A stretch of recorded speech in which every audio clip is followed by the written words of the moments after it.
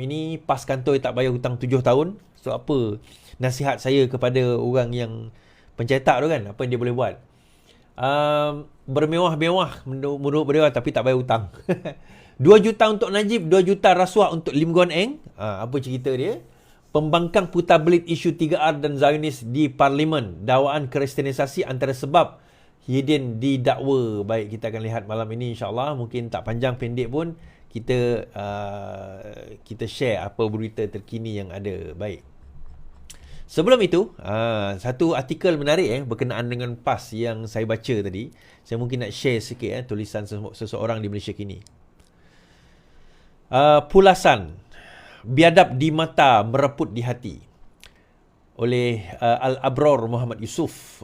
Ni antara Al-Abror Muhammad Yusof, penulis di Malaysia kini ni. Beberapa tahun lalu, atau lebih khusus selepas PRU14 selesai, Jomo KS secara santai meramalkan bahawa politik PAS akan kembali kepada era 80-an. Dia membuat andaian itu dengan melihat kepada sifir politik PAS menjelang PRU berkenaan serta pendekatan mereka yang mereka ambil. Sudah tentu perbezaan sikap PAS tersebut bukan sahaja disedari oleh Jomo, bahkan turut dilihat oleh ramai orang. Bermula dengan pergerakan politik yang terkepung oleh lingkungan Melayu Islam, PAS kemudian meneroka medan baru pada dekad 2000, awal 2000 antara lain dengan slogan PAS for All. Bagaimanapun langkah panjang PAS kemudian dianggap semakin terantai dengan perubahan sikap mereka yang mahu menjuarai isu kemaluan Melayu bersekali dengan perjuangan Islam. Kini telahan Jomo itu semakin jelas. Sudah tentu PAS tidak akan mahu mengakuinya atau sekurang-kurangnya mengiyakan secara terbuka. Sebahagian besar orang PAS tentu menganggap pencaturan mereka adalah semata-mata benar dan tidak ada yang tidak benar kecuali benar belaka. Kerana itu jugalah orang ramai tidak perlu berasa aneh apabila persekitaran parti itu kini dipenuhi dengan sikap bermusuh yang luar biasa melampaunya. Lihat saja bagaimana ada sesetengah pihak bersikap bagi menghadapi berita keuzuran Menteri Ekonomi Rafizi Ramli yang dilaporkan ada masalah jantung.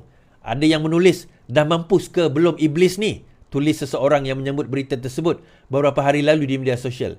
Semakan umum menunjukkan individu terbabit merupakan seorang muslimah. Raja Formula sakit jantung sekarang, tak payah doakan beliau. Tulis seorang yang lain pada tempat lain. Semakan menunjukkan dia seorang lelaki yang menerima 2 kalimah syahadah sebagai pegangan. Sudah tentu itu bukanlah kejadian yang terpencil. Ia juga sudah tentu bukan terhad kepada seorang 2 individu terbabit saja. Jika mahu dan sedikit rajin, semaklah hantaran-hantaran atau komen-komen yang bersepah di media sosial. Akan dapat ditemui dengan mudah bukti mengenai busuknya hati, tengkiknya jiwa dan jahatnya sikap sesetengah orang di negara ini. Dan lebih malang, ia didokong oleh hanya perbezaan politik. Pada masa sama, orang politik yang dipuja dan dikagumi itu nampaknya tidak ada masa walau sesaat pun untuk cakna, apalagi menasihatkan pengikut mereka agar berhemah semasa berkata-kata. Perseteruan kerana berbeza pandangan boleh saja berlaku pada bila-bila masa. Namun, semua itu ada batasnya. Berdepan dengan ujian hidup atau menghadapi kematian sepatutnya membuat seseorang yang waras menekan brek pemusuhan lalu menjadi manusia yang benar. Sudah adakah teguran dan nasihat diberikan?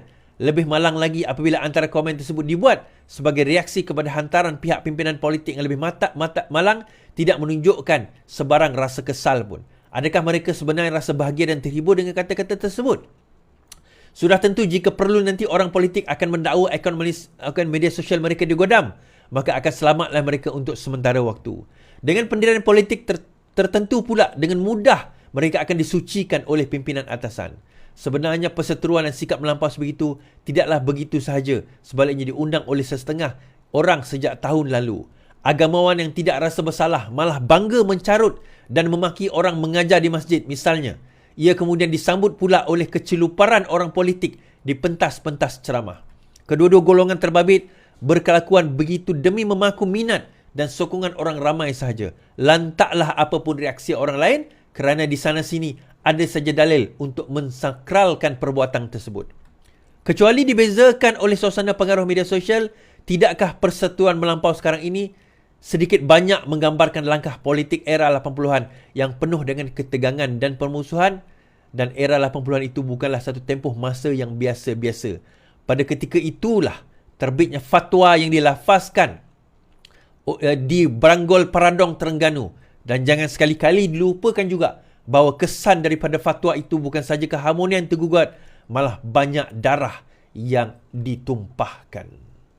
Tuan-tuan, Saya tertarik dengan tulisan ini dan apa yang ditulis berkenaan dengan sikap dan apa orang kata dan natijah kepada apa yang telah terjadi kepada parti PAS. Okey, parti yang mendakwa membawa Islam. Yang katanya yang paling benar, yang katanya membawa ajaran Islam, yang katanya melalui tarbiyah. Now, tarbiyah tu loosely translate kepada perkataan dalam bahasa Melayu kita sebagai pendidikan ataupun kita mendidik dia. Tetapi tarbiyah dia kepada pendidikan tu terlalu simplistik. Sebenarnya perkataan tarbiyah itu sangat dalam. Tarbiyah itu kata akarnya, root word daripada perkataan Rabb.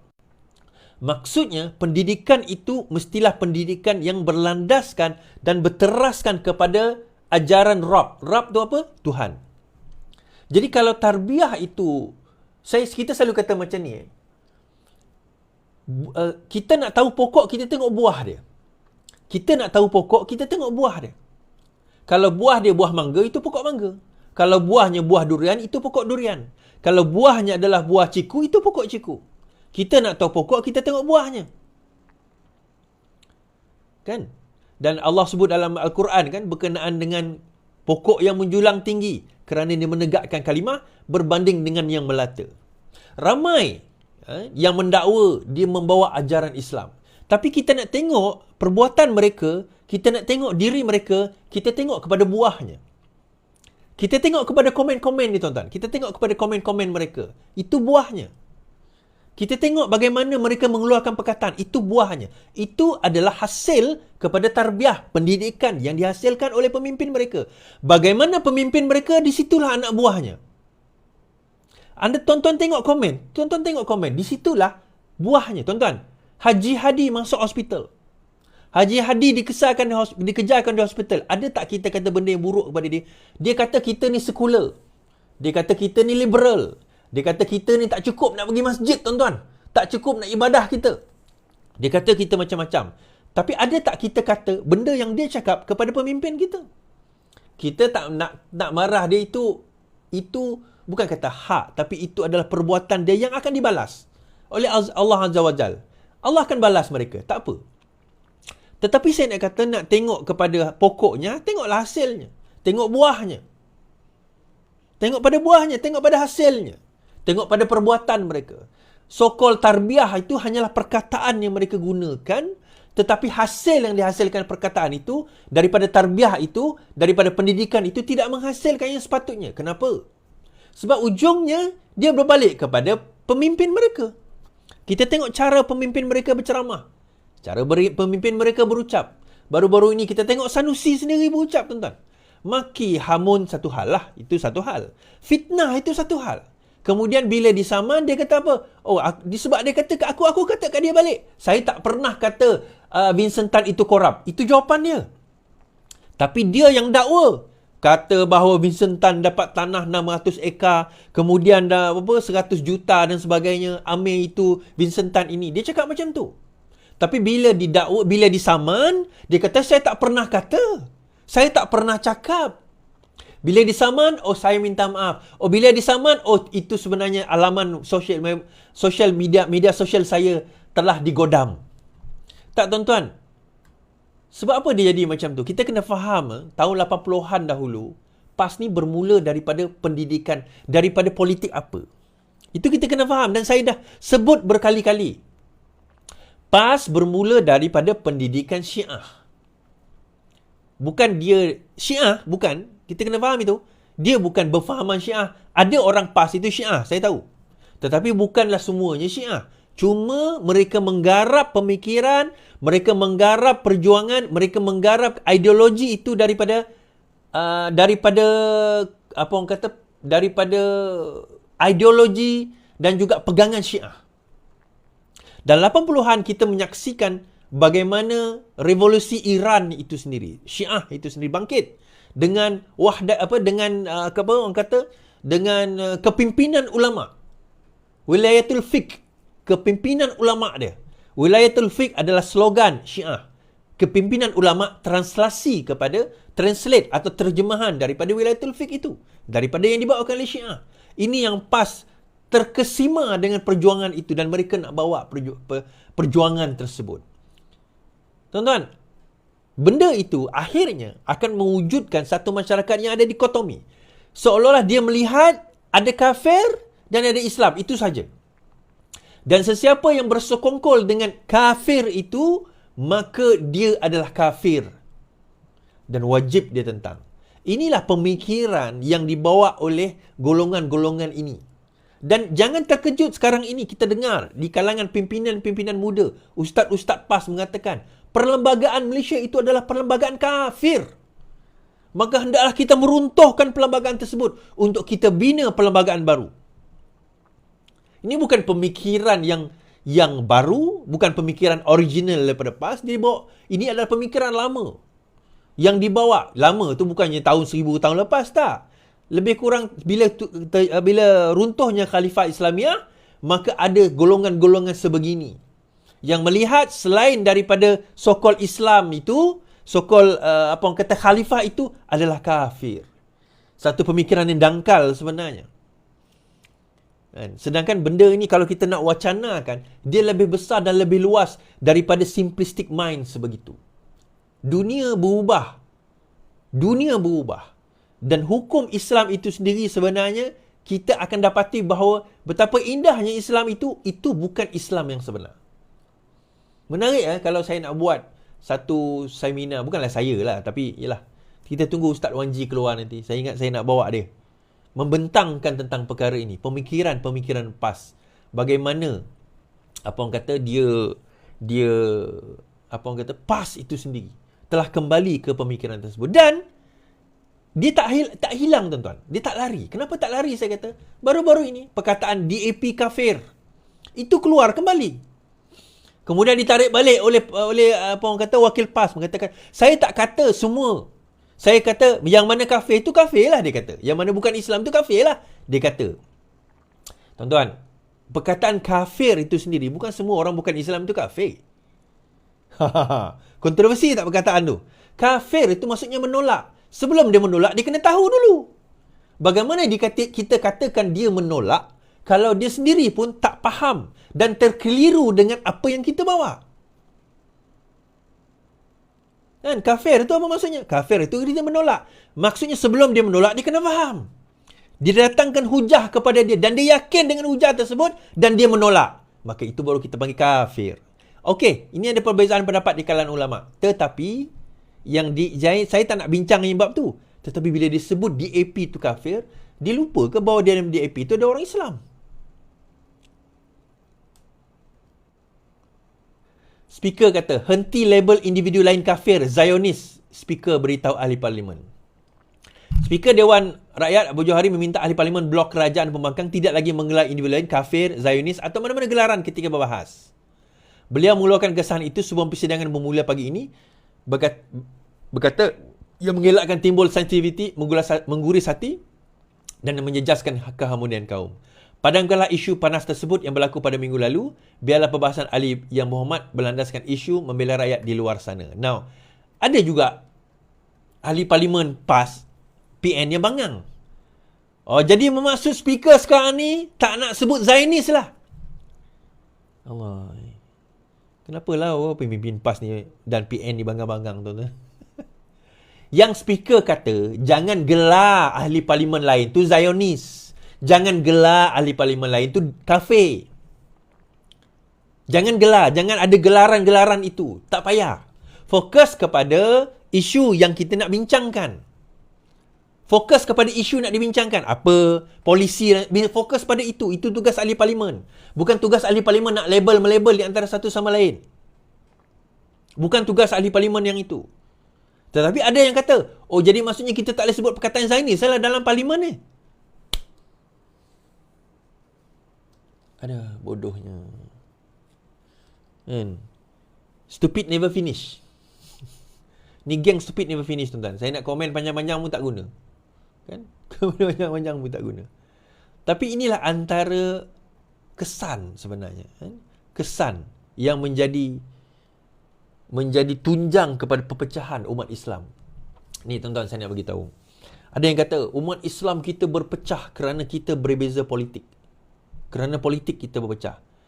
In a way saya setuju, bukan kerana politik tetapi kerana kita menyempitkan makna politik itu.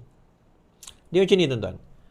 Umat Islam, dia kata kita kena bersatu di bawah satu kepimpinan. Dia tak boleh. Manusia ni tidak akan bersepakat dalam semua perkara. Manusia tidak akan bersepakat dalam semua perkara.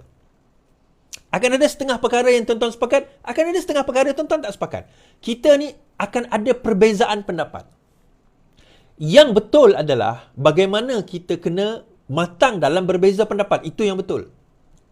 Yang salah, dua benda yang salah. Mengatakan tidak boleh berbeza pendapat, itu pun salah. Kedua, berbeza pendapat sehingga kita kafir mengkafir, bunuh membunuh, tolak menolak, apa orang kata, pulau memulau, yang itu pun salah. Dua ekstrim ni adalah satu pandangan yang salah. Berbeza pendapat sepatutnya benda yang boleh jadi sesuatu yang meningkatkan kita sebagai manusia. Sebab itu kita ada civilization, tamadun yang hebat. Kerana kita berbeza pendapat. Yang betul adalah bagaimana kita manage perbezaan pendapat. Hasan Al-Banna sebut, bersepakat dalam perkara yang disepakati. Bekerjasama dalam perkara yang disepakati dan forgive. Bermaaf-maafan ataupun berlapang dada dalam perkara yang kita berbeza pendapat. Yang mana kita beza pendapat, kita kata, okeylah bab ni agree to disagree lah. Tapi bab ni kita setuju. Apa kita kerjasama? Apa kita gerakkan benda ni? Contoh sekarang di dalam parlimen. Kita semua setuju, kita kena betulkan balik ekonomi. Kerjasama dalam bab tu. Okey, dalam bab bagaimana nak membetulkan ekonomi. PAS mungkin ada cara dia, Bersatu mungkin ada cara dia, Muda mungkin ada cara dia. Tak ada masalah. Berbezalah pendapat bagaimana. Sebab mungkin juga pendapat daripada pihak lawan itu mungkin yang terbaik. Mungkin lebih baik daripada pendapat kita. Tak ada masalah. Isunya, kerana perbezaan pendapat tersebut, oh tak boleh ni. Kau melawan Tok Guru ni.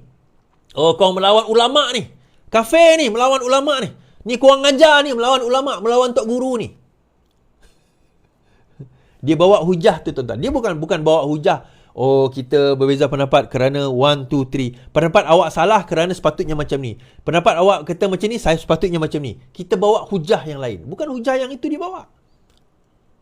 Sebaliknya digunakan, dipanggil kalau dalam fallacies, apa orang kata, fallacy of authority.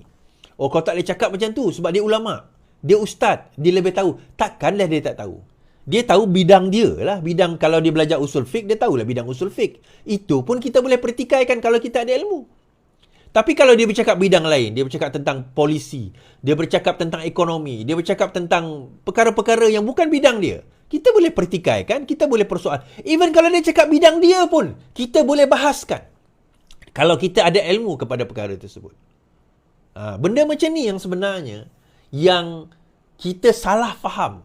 Dan saya suka dengan penonton-penonton saya ni, sebab majoriti penonton saya ni adalah penonton yang bijak. Itu saya suka. So, cara saya lebih suka, kalau saya bawa satu perkara, tonton tak perlu setuju 100% dengan saya. Tetapi, tonton boleh berfikir. Yang itu saya nak. Sebab itu saya tengok penonton-penonton saya, majoritinya adalah mereka yang rajin berfikir dan bijak-bijak. Tontonlah tu. Ada lawan-lawan kat sini, itu normal. Baik, kita bawa kes seterusnya. 2 juta untuk Najib, 2 juta untuk Guan Eng, kata Zarul. Pengarah eksekutif kanan konsortium Zenith Construction Sdn Bhd, Zarul Ahmad Muhammad Zulkifli memberi keterangan bahawa dia memberikan wang tunai 2 juta kepada bekas Perdana Menteri dan cek 2 juta kepada bekas Ketua Pulau Pinang, Lim Guan Eng. Zarul membuat dakwaan tersebut semasa pemeriksaan balas oleh Gobind Singh Dio, Peguam Bela Utama Lim Guan Eng, semasa perbicaraan rasuah hari ini yang dikaitkan dengan projek terowong dasar laut Pulau Pinang yang bernilai 6.3 bilion. Saksi pendakwaan ke-23 itu mendakwa pada Ogos 2017, dia mengeluarkan wang tunai 2 juta dari peti besinya untuk diberikan kepada Najib dan cek 2 juta untuk Lim. Okey, 2 juta untuk Najib dan 2 juta untuk Lim. Gobind tanya, jadi 2 juta untuk Lim dan 2 juta untuk Najib? Zarul kata, betul. Saksi itu mendakwa dia membawa 4 juta ke Hotel Istin Petaling Jaya pada Ogos 2017. Gobind kemudian menuduh Zarul berbohong kerana sebelum ini memberi keterangan bahawa 2 juta itu adalah ahli perniagaan untuk ahli perniagaan Gi Ganaraja. Zalul bagaimanapun bertegas dan mengulangi bahawa dia sebelum ini telah membuat pembetulan kepada SPRN bahawa wang tunai 2 juta itu adalah untuk guna raja dan berasingan daripada cek 2 juta lain untuk Lim. Baik. So dia tak, kita baca separuh ni tuan-tuan. Kita tak tengok full dia punya trial ni. Now 2 juta untuk Lim Guan Eng dan 2 juta untuk Najib itu, dia bukan bagi personally kepada Najib dan bukan bagi personally kepada Lim Guan Eng. Okay. Dan bagi saya menarik sebab dia bagi Lim Guan Eng itu dalam bentuk cek. Menariknya, kalau cek itu ditunaikan, akan ada money trail. So, itu terpulang kepada pendakwa raya untuk membuktikan bahawa money trail itu ada. Now, kalau kita tengok, kalau tak silap statement dia atau statement yang orang lain sebelum ini, mengatakan bahawa wang tersebut, even dengan Najib pun, dia tak bagi direct kepada Najib. Dia kata, nak untuk diserahkan kepada Najib dan untuk diserahkan kepada Lim Guan Eng. I think dia ada orang tengah yang digunakan. Dia katakan dalam tempoh jumlah tersebut. Cuma persoalan yang menarik sebab tak habis tadi kan. Selalu saya jadi lawyer, saya tanyalah. Mungkin dah ada dah. Tapi dia tak habis dibahas kat situ. Adakah cek itu ditunaikan? Itu yang pertama. Adakah terdapat money trail terhadap cek tersebut? Sehingga sampai kepada akaun Lim Guan Eng. Sebab dalam kes yang dikatakan dia bagi kepada Najib, dia kata dia bagi tunai. Yang dikatakan dia bagi kepada Lim Guan Eng, dia bagi dalam bentuk cek. Jadi kalau dalam bentuk cek, sepatutnya benda itu clear. Simple dan mudah untuk dibuktikan. Cek dimasukkan, masuk dalam akaun Lim Guan Eng dan terdapat aliran maksudnya money trail dekat situ, aliran wang dekat situ. So it's going to be easy for the prosecutor to prove. Cuma agak menarik sebab sampai setakat yang saya baca ini, dalam kes ini belum dibawa adakah cek 2 juta yang disebut oleh Zarul itu telah pun ditunaikan atau tidak. That is something yang interesting untuk kita nak lihat. Dan membawa kepada persoalan seterusnya, apa jadi kes terowong Lim Guan Eng ni? Aku tengah baca. Kes terowong Lim Guan Eng sedang berlangsung sekarang ini. Masih lagi on trial. Masih lagi on trial. Tapi yang dulu dibebaskan tu apa is? Itu representasi kepada benda-benda yang lain. Kes yang utama masih lagi on trial sekarang ini. Okay. So kita tunggu nanti. Kita akan tunggu apa orang kata bagaimana perkara tersebut, apakah yalah dia akan sekejap.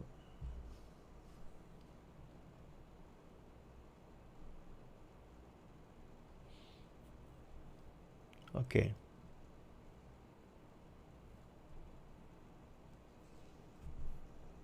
Okey, saya tambah sikit sebab dalam bahasa Malaysia dia tak tulis yang ni. It is the defense team contention adalah apa yang disebut oleh peguam ataupun pasukan pembelaan. There has been a separation of evidence due to witnesses such as Ibrahim allegedly saying in the Shah Alam court that the 2 million was for something else, while in Kuala Lumpur court trial he had last year testified that Zarul told him the money was a bribe for Lim. In the course of graft trial against Lim, Zarul had previously testified, among others, that he was shocked when Lim asked him for 10% from the controversial undersea tunnel project. Before the criminal court, former finance minister facing 4 graft charges. Okay.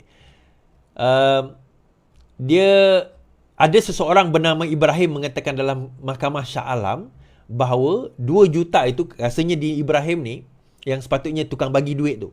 Dia kata duit itu untuk benda lain. Untuk benda lain. Tetapi Zarul mengatakan dalam mahkamah apa orang kata Kuala Lumpur bahawa itu untuk menyogok Lim. But pointnya adalah kata-kata itu tak cukup. Dia mesti ada money trail dia. Macam kes Zahid Hamidi itu kan. Bahawa 3 orang tu kata kami telah memberi wang sejumlah berapa puluh juta. Bukan yang 42 kes DNA tu. Yang kes sebelum itu. Yang dibebaskan pada zaman Perikatan Nasional. Tetapi tidak boleh dibuktikan secara orang kata apa, secara timeline dia bahawa duit itu diserahkan kepada Zahid. Dan dia didapati tidak bersalah dan dilepaskan. Daripada kes UKSB. Bukan kes akal budi yang UKSB. Dan beliau dibebaskan kalau tak silap saya pada tahun 2021. Masa zaman Perikatan Nasional berkuasa. Now, cerita 3R ni tuan-tuan. Cerita 3R. race, religion dan sebagainya ni. Race, royalty dan religion ni. Saya nak bawa cerita ni. Kes 3R. Menteri berat sebelah cuma sebut pembangkang Afnan. Pemimpin PN menyifatkan penjelasan Menteri Dalam Negeri mengenai kes melibatkan agama dan kaum dan raja sebagai berat sebelah. Afnan Hamimi Taib Azmuddin berkata ahli parlimen terkejut apabila Saifuddin tidak menyebut kes melibatkan pemimpin kerajaan. Kita juga heran kenapa tidak sebut pemimpin daripada PHBN. Ia juga menyebut 3R. Ahli parlimen Lim Guan Eng misalnya yang mendakwa kalau PN diberi peluang memerintah, kuil akan dirobohkan. Ini dah dijawab. Itu bukan yang dimasukkan. Dia sebut dinafi kenyataan itu. Tetapi apa tindakan pihak berkuasa? Kenapa tidak disebut contoh tadi? Ini contoh double standard. Hanya salahkan ahli parlimen pembangkang tetapi melibatkan PHBN tidak disebut katanya. Baik. Dalam kes, okey, saya baca dulu yang disebut oleh Saifuddin. Saifuddin perjelas kenapa Muhyiddin diseret ke 3R. Menteri Dalam Negeri Saifuddin Nasution membidas bekas Perdana Menteri kerana mendakwa polis tidak mempunyai SOP yang jelas dalam isu berkaitan dengan 3R. Ini berikutan Muhyiddin berkata ketika bercakap di Dewan Harayat hari ini mendakwa polis akan memanggil sesiapa saja yang bercakap mengenai isu 3R tanpa mengira konteks. Pengurusi PN itu berkata dia takut untuk bercakap sekarang setelah mendakwa dirinya dipanggil oleh polis sebanyak 5 kali mengenai kes 3R. Saya ada dengar ucapan ini tuan-tuan. Ucapan yang Muhyiddin sebut ini. Bagi saya dia misleading. Yang dimaksudkan oleh polis tersebut, Ketua Polis Negara, apabila anda menyebut 3R, maksudnya artinya dalam menyebut 3R itu berkonotasi untuk ke arah merendah-rendahkan 3R tersebut. Royalty, race, religion. Dan akan ada masalah. Tetapi kalau nak sebut 3R, contohnya nak memuji Yang di-Pertuan Agong ke, contohnya nak apa orang kata kita sebagai kaum hendaklah bekerjasama ke, itu tak ada masalah. Itu saya kata dia apa orang kata misleading. Nah, dia bukan misleading ni sebab dia tak faham. Bukan dia tak faham. Tapi dia sengaja untuk mislead tu sebab dia tahu dia bercakap benda yang sebenarnya memang damaging dan memang bersifat 3R. Saya ambil contoh. Dakwaan berkaitan kristianisasi antara siasatan kes 3R terhadap Muhyiddin. Tuduhan kristianisasi dikaitkan dengan Pakatan Harapan oleh Muhyiddin Yassin pada November lalu antara 104 kes disiasat polis berkaitan dengan isu 3R, kata Menteri Dalam Negeri. Saifuddin berkata kerajaan tidak pernah menghalang sesiapa sahaja untuk bercakap mengenai bangsa dan agama, tapi bukanlah sehingga ada laporan polis dibuat. Baik. Nah, kita dengar ucapan tersebut dan harap tuan-tuan, kita nilai sendiri. Adakah ini dikonsider sebagai 3R atau bukan? Alright.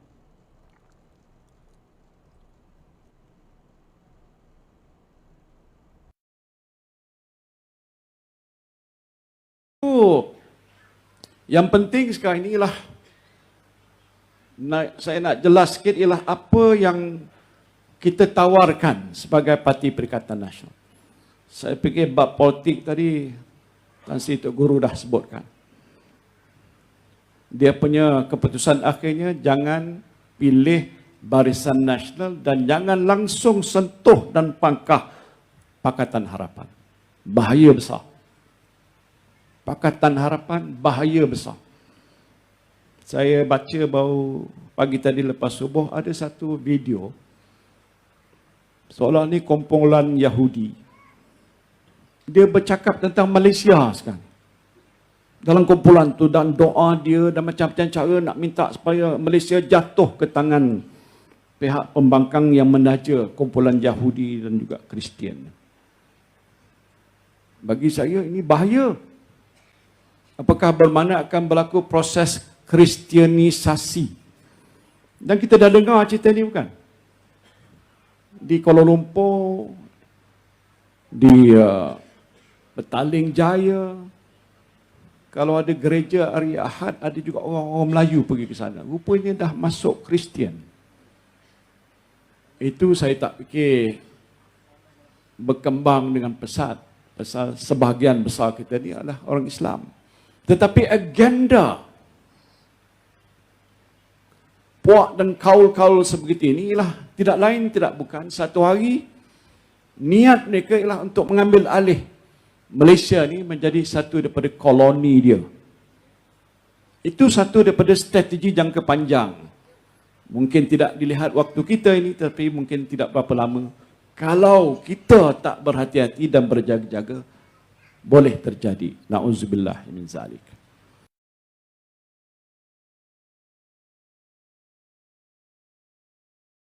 Okey.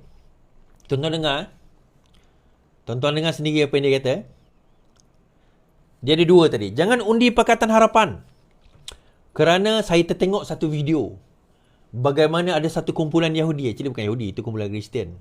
Berdoa supaya pembangkang menang. Nah tuan-tuan. Mana-mana kumpulan agama nak berdoa. Tak ada masalah.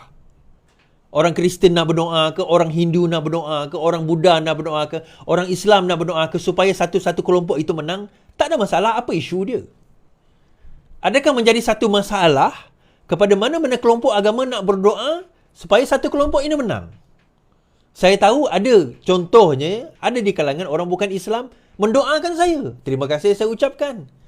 So adakah itu ada membawa konotasi saya membawa agenda yang bukan Islam? Orang mendoakan kita dalam apa agama sekalipun, itu adalah hak mereka. Itu yang pertama. Tetapi itu bukan tuduhan tu. Tuduhan yang kedua. Tuduhan kedua apabila dia menyebut, dia mengatakan inilah agenda kristianisasi yang ni dia bawa untuk nak mengkristenkan orang Melayu di dalam negara kita. You see? Dan dia bagi contoh di Petaling Jaya, dia bagi contoh di Kuala Lumpur, dia bagi contoh. Orang Melayu pergi ke gereja. Dah kafir dah orang Melayu. Dah murtad dah orang Melayu ni. Seolah-olah sedemikian. Nah, konotasi itu saya faham. Dia nak kaitkan bahawa Pakatan Harapan equals to orang kita. Dia nak takut-takutkan. Ini dipanggil politik, apa orang kata? Politik menakut-nakutkan. Ini politik yang dibawa oleh Muhyiddin Yassin. Dan benda ini adalah perkara yang dulu UMNO bawa. Sekarang ini Bersatu bawa. Sekarang ini PAS yang bawa. Agenda menakut-nakutkan ini adalah kaedah mereka. Dia bukan cerita polisi. Dia bukan cerita tentang bagaimana kita nak memajukan negara. Dia bukan cerita bagaimana kami lebih baik daripada Pakatan Harapan. Dia bukan cerita lebih baiknya, bagaimana baiknya saya memerintah. Kalau sebelum ini tak ada. Dia tak cerita itu. Tetapi dia cerita benda yang menakut-nakutkan. Dan benda yang menakut-nakutkan ini tuan-tuan adalah satu benda yang sangat efektif. Sangat berkesan sebenarnya kalau kita nak, orang kata apa, nak menang, meraih undi. Dan trigger emosi. Itu perkataan dia. Trigger dia emosi. Itulah jadi 3R tu tadi. Jadi akhirnya orang Melayu akan bersangka buruk kepada orang Kristian.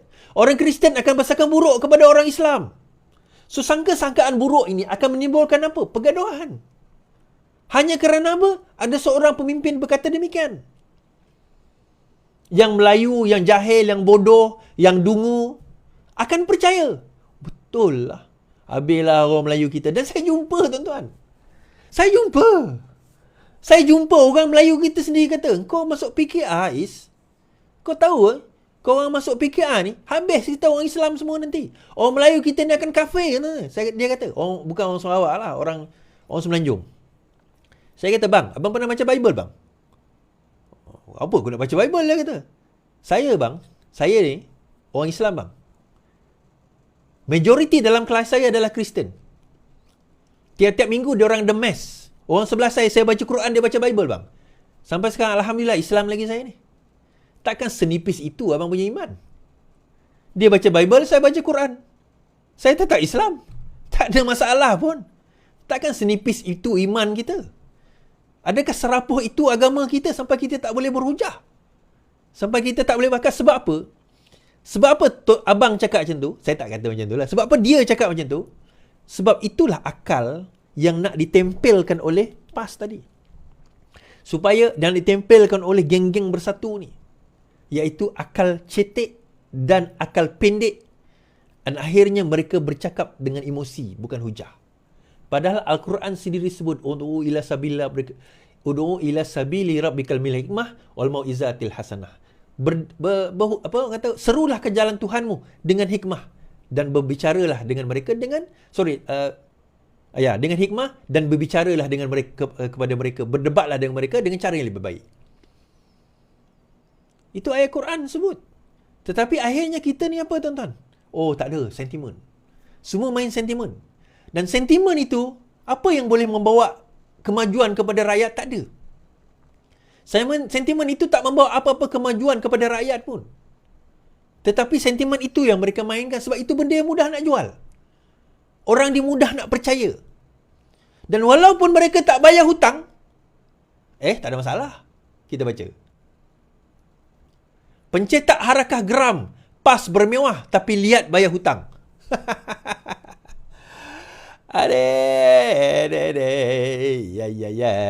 Setelah hampir 4 tahun laporan Malaysia Kini, berhubung hutang mencetak lidah rasmi PAS, iaitu harakah, bekas syarikat pencetaknya sekali lagi membangkitkan kegagalan parti itu dalam melunaskan hutang yang tertunggak. Pengurus NAJ Press Resources Malaysia Sdn Bhd, Husil Jan berkata, rasa geram melihat PAS dan sikap kepemimpinannya yang didakwa bermewah-mewah namun gagal mengambil tanggungjawab membayar hutang harakah. Mereka pakai kereta mewah, boleh buat muktamar di IDCC Shah Alam dengan bayaran sudah tentu mencecah puluhan ribu ringgit. Tetapi soal hutang mereka tak ambil untuk diselesaikan. Saya tambah lagi, siap boleh bagi duit kepada pengundi. Wallahi kami akan undi PAS. Sudah hampir 7 tahun hutang tertunggak tak dibayar sepenuhnya, katanya kepada Malaysia Kini hari ini.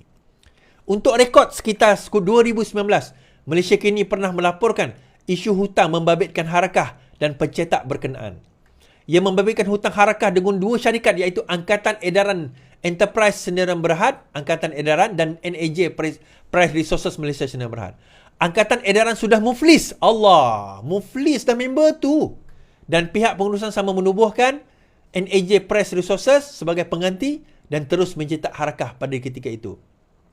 Syarikat dah bankrupt, tak payah bayar. Bagaimanapun hutang harakah dengan Angkatan Edaran telah muflis lebih banyak sehingga mencecah nilai jutaan ringgit berbanding hutang dengan NAJ yang hanya lebih kurang 600,000. Husin berkata PAS dan harakah enggan membayar hutangnya dengan Angkatan Edaran atas alasan syarikat itu telah gulung tikar, tuan-tuan. Menurutnya, syarikat tersebut menanggung beban hutang dengan pembekal kerana harakah tidak mahu menjelaskan hutangnya. Dalam keadaan ekonomi yang sukar ini, kita perlukan sumber keuangan segera sebagai modal pusingan untuk teruskan perniagaan. Pemimpin PAS kononnya mengaku mengikut Al-Quran, hadis, ijma' ulama' sebagai panduan.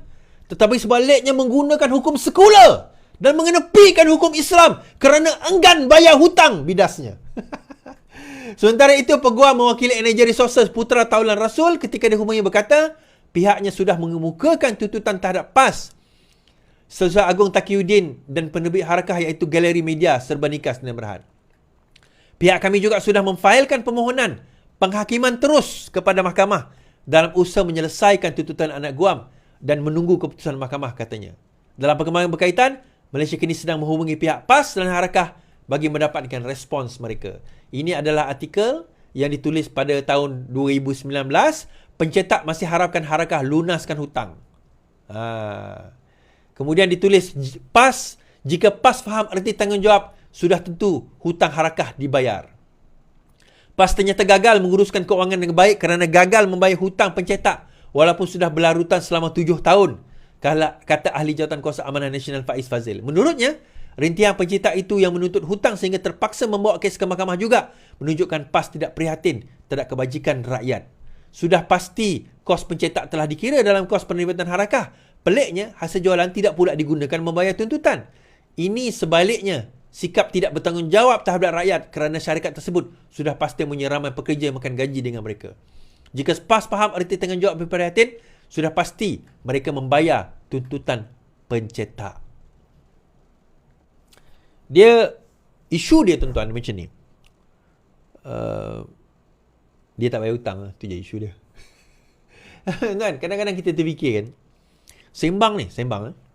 Serban kat kepala kan, jubah, cakap tentang Islam kan, degar-degar ni memperjuangkan rakyat. Kita akan jadi pemerintah yang baik.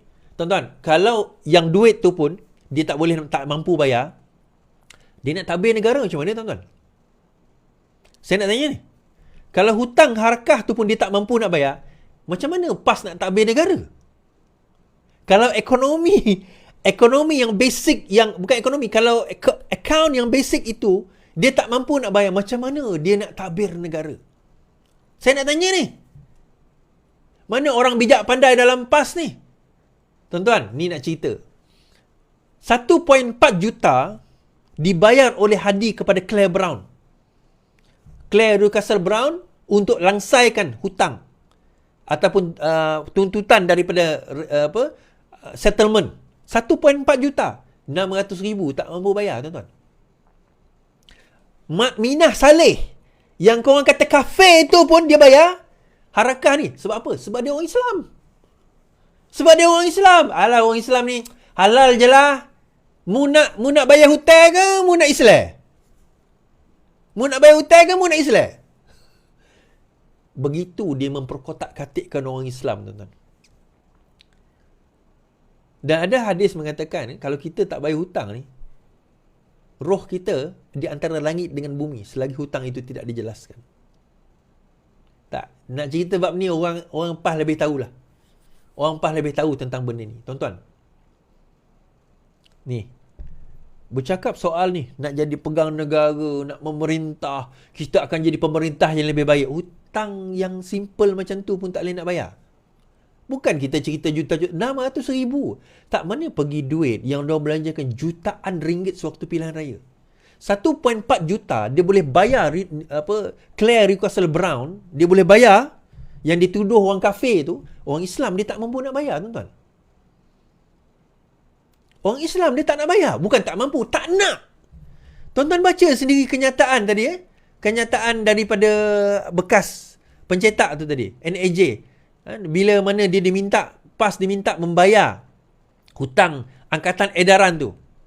Dia kata apa? Oh, dah bankrupt tak payah bayar. Kan PAS kata tadi. Tuan-tuan dengar kan saya baca. Dia kata apa? Kita baca.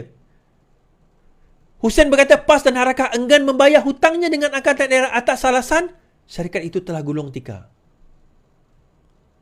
Syarikat itu telah gulung tikar. Sebaliknya, apa alasan pemimpin PAS? Dia kata, ni, bahagian-bahagian ni kita dah hantar dah surat Harakah ni. Tapi tak ada yang bayar kita lagi. Ada yang tak bayar bertahun-tahun dah. That is not their problem. Kamu tak boleh kutip duit ke apa ke, itu bukan masalahnya. Hutang kamu 600,000 je. Kutiplah Milo tu bayar. Kan? Itu yang 600,000 NAJ tu, yang edaran sebelum tu jutaan ringgit tak dibayar. Tuan-tuan, ini yang korang percaya boleh perintah negeri. Patutlah Kelantan tu jadi macam tu. Patutlah Kedah tu jadi macam tu. Patutlah Terengganu jadi macam tu despite ada royalty. Saya ada satu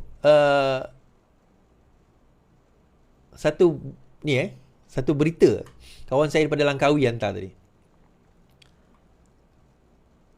Saya nak share pada tuan-tuan ni. Ni cerita pasal pemerintahan juga ni.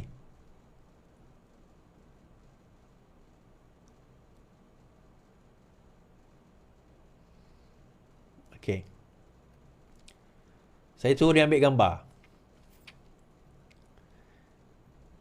Projek pembangunan Langkasuka Village bermula 2022 dan dijangka siap Ogos 2023. Ini dah Oktober. Ogos 2023 dikatakan akan siap. Ogos 2023. Widat Business Group melalui anak syarikatnya Langkasuka Sdn Bhd menganjurkan Majlis Pecah Tanah 23 Oktober 2022 untuk memulakan kerja pembangunan fasa 1.